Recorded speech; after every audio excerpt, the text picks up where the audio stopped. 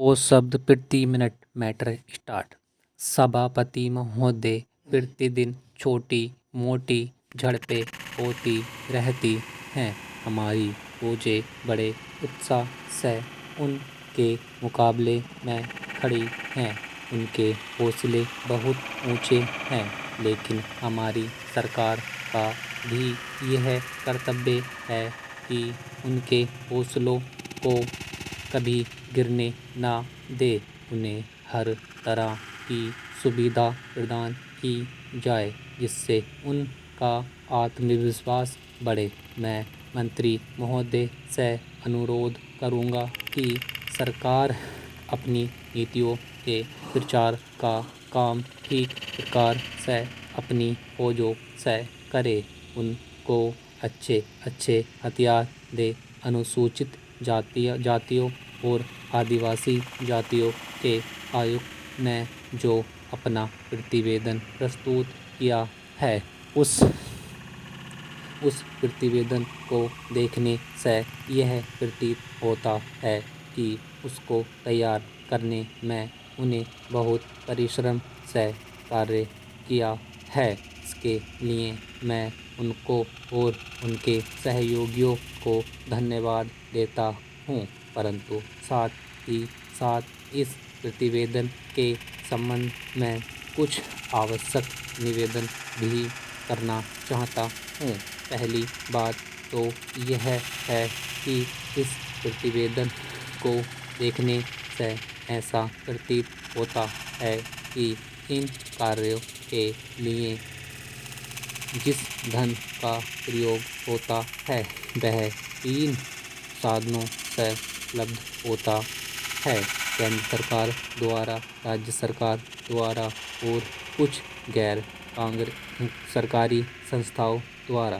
प्रतिवेदन के अनुसार जितना धन इन कार्यों पर व्यय करने के लिए दिया जाता है, उतना धन पूरी तरह से व्यय नहीं हो पाता। मैं यह नहीं कह सकता कि आवश्यकता से अधिक धन दिया जाता है या कार्यकर्ताओं का वह धन प्राप्त ही नहीं होता, जिसके कारण से वह बिना खर्च हुए बच जाता है।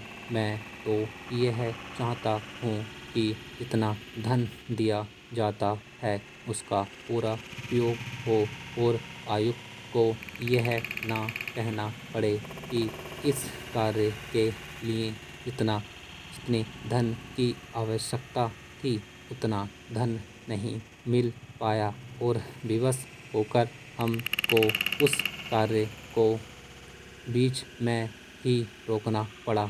जहाँ तक राज्य सरकारों का संबंध है, बहुत सी राज्य सरकारें अभी तक इस कार्य में असावधानी से काम ले रही हैं और इस कार्य को उपेक्षा की दृष्टि से देखती हैं। आयुक्त ने इस बात की शिकायत की है कि बहुत सी राज्य सरकारों ने अनेक पत्र भेजने के बाद भी अभी तक अपनी रिपोर्ट नहीं भेजी है। मैं चाहता हूँ कि सरकार इस तरफ निष्ठापूर्वक ध्यान दे।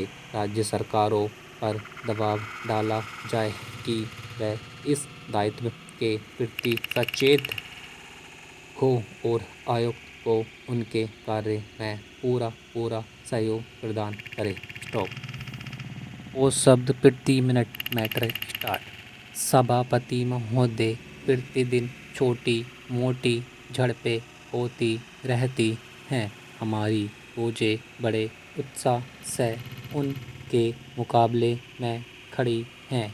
उनके हौसले बहुत ऊंचे हैं, लेकिन हमारी सरकार का भी यह कर्तव्य है कि उनके हौसलों को कभी गिरने ना दे। उन्हें हर तरह की सुविधा प्रदान